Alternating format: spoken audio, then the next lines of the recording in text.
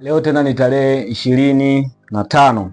Tuko katika sehemu ya pili ya season yetu ya rollover, na leo ni mwendelezo wa season ya pili. Tunaendelea kutoa ile season ambayo tulikuwa tunaendelea nao ya siku 7. Na jana tuliweza kuanza, ilikuwa ni siku ya Jumatatu, tuliweza kuanza first day, yani day ya kwanza, na tukawa tumeka game yetu na ilienda vizuri. Leo tuko katika day ya pili kuendeleza rollover challenge yetu ambayo tunayo.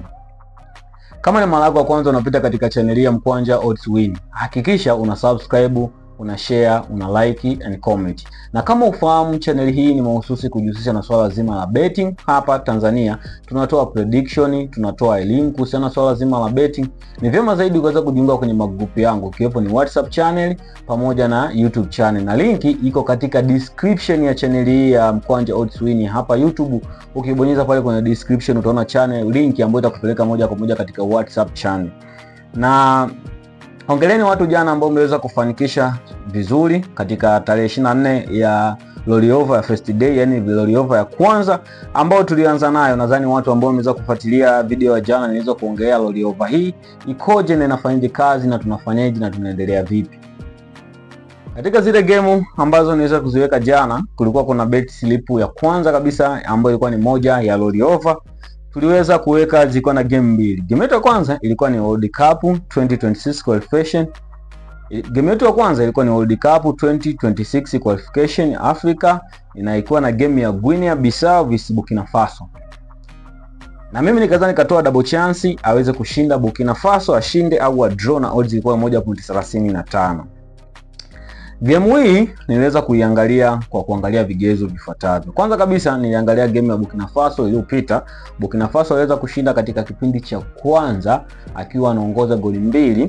Kaangalia mechi ile kwa sababu mechi ile nilikuwa naiona live. Nikaona kabisa na game inayofuata ilikuwa ni Guinea na Burkina Faso. Kuangalia head to head, nikaja kuona mechi zao haziko kivile sana, lakini baadaye nikaja kuona kutokana na nilikuwa nimeshauona mchezo wa Burkina Faso, nikaona kabisa una uhakika wa Burkina Faso kuweza kushinda.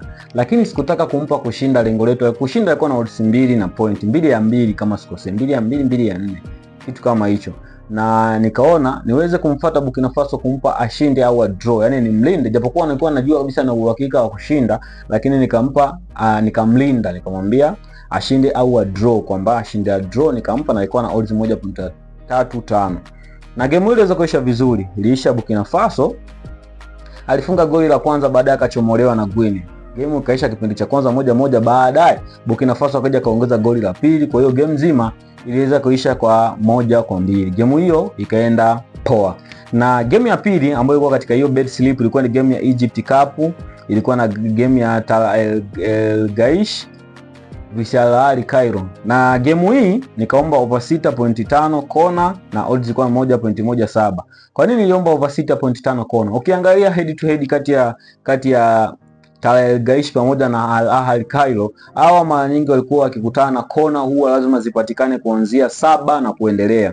Ni mechi kama 1 au 2 ndio kona zilikuwa chini, lakini mara nyingi ukiangalia mechi nzima kati ya hawa lazima kona 7 na kuendelea zipatikane. Nikaona niombe over 6.5 kona ambayo ilikuwa na odds 1.17. Game hii iliweza kuisha kwa El Gaish akiwa na kona 6 na Al Ahly akiwa na kona 3, na maana kona 7 zikiwa zimepatikana, na game yetu iweza kwenda vizuri.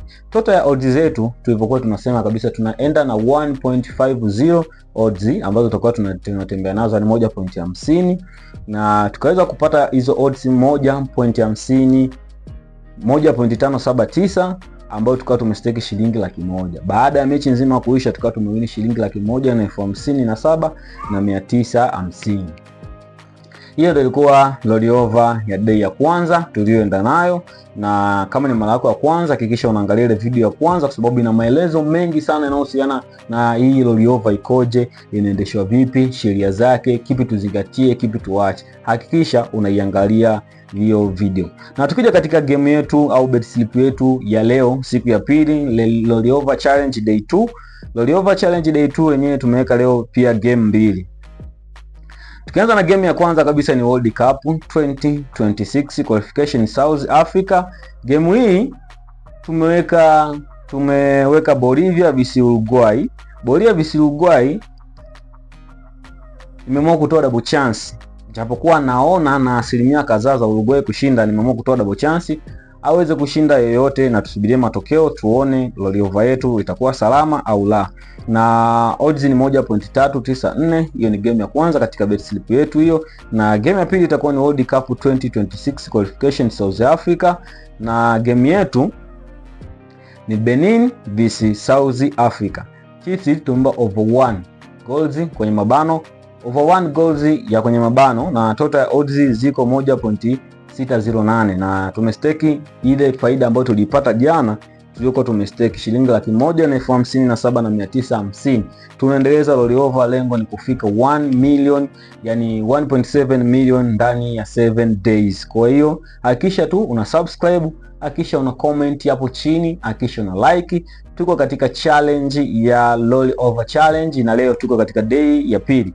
Ili uweze kupata notification kila nitakapokuwa naachia challenge hii, ni vyema zaidi ukasubscribe channel ya Mkwanja Odds Win.